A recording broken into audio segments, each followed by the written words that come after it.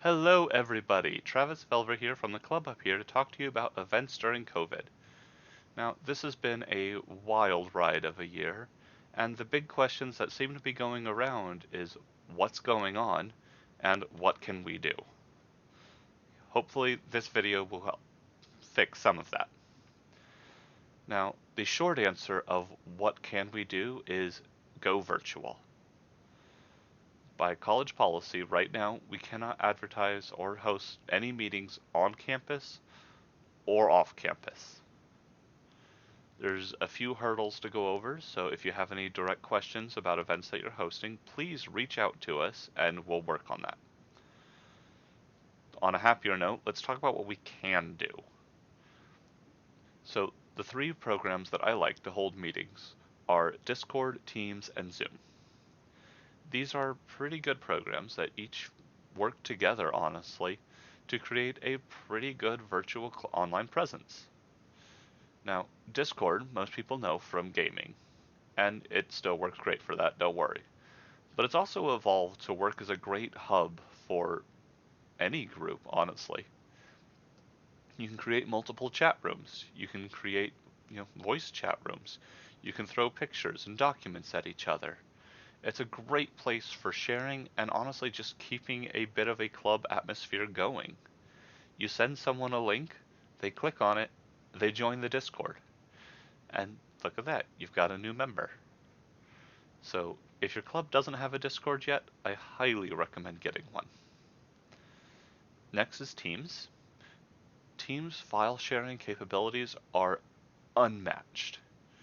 One person uploads a document, and it's there until somebody takes it down, which means this is a great place to keep your legacy documents.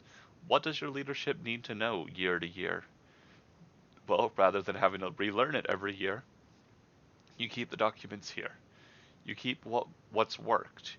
You keep honestly, I'm not going to go over every example because there's just so much you can do. Spreadsheets, Word documents, the whole nine yards. It's also got a video chat function, which is pretty good, some fun backgrounds. But for video chat, Zoom seems to work better. Now, I know a lot of you, myself included, are probably tired of Zoom with how much we've been using it. But there's a reason we're using it so much. It's another one where you send a link to somebody, or you even post the link, they click on it, they join. And there's a lot you can do to make sure that Zoom runs a fun meeting. Hosts can mute everybody except the speakers, if you're holding a speaking event. You can hook it up to YouTube Live if you're doing a broadcasting event. You can record meetings. Thing is, if you don't do that, as soon as you close Zoom, it's gone. Which works for club meetings. Let's be real. How many times do you care what happened in the specific meeting a year ago? So between these three, you're able to have a pretty good club environment. Again, that's Discord for standard atmosphere, Teams for file sharing, and Zoom for the video for normal meetings. Oh, almost forgot. Another reason Zoom's pretty good, the screen sharing feature.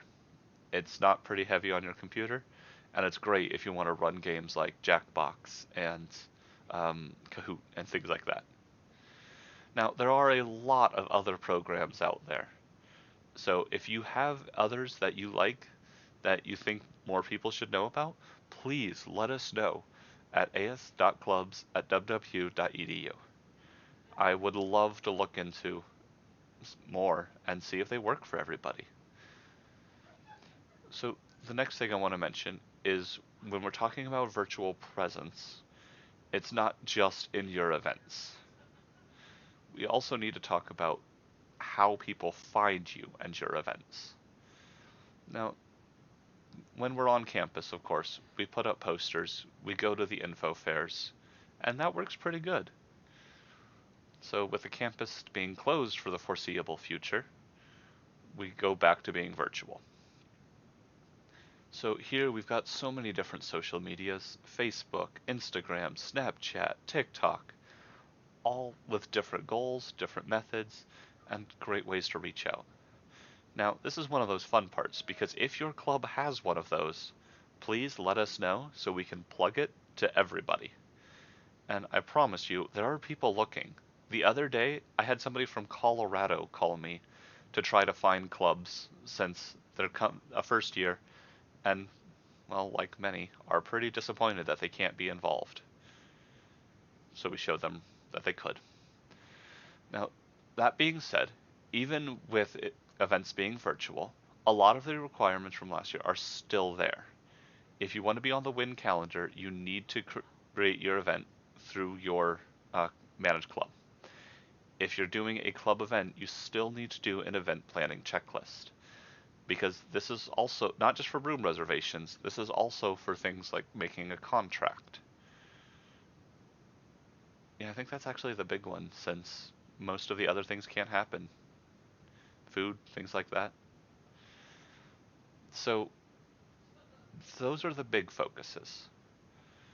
All right. All of your events that you were doing, other than the fact that they can't be in person, can still happen. And I'd like it if y'all got creative with it. I've seen a lot of trivia nights already. I've seen a lot of standard meetings. These are good. Got one club that's talking about doing a recipe sharing competition. Kind of excited for that myself. But mostly, the takeaway here is you're still a club. You can still do things, and we're still here to help you do those things. If you're a club that feels like this is putting a damper on you and your activities, please reach out so we can come out up with more inspiration as to what your club specifically can do. Because I promise you, we can do it. Again, the easiest way to contact the Club Hub as a whole right now is as.clubs@ww.edu. You can also find us on the as.ww. No, oh my gosh. Okay, back. Yeah, I had to double check that website for a minute. You can also find us at the as.ww.edu site when you go to clubs, and that'll give you a bit more direct contact information.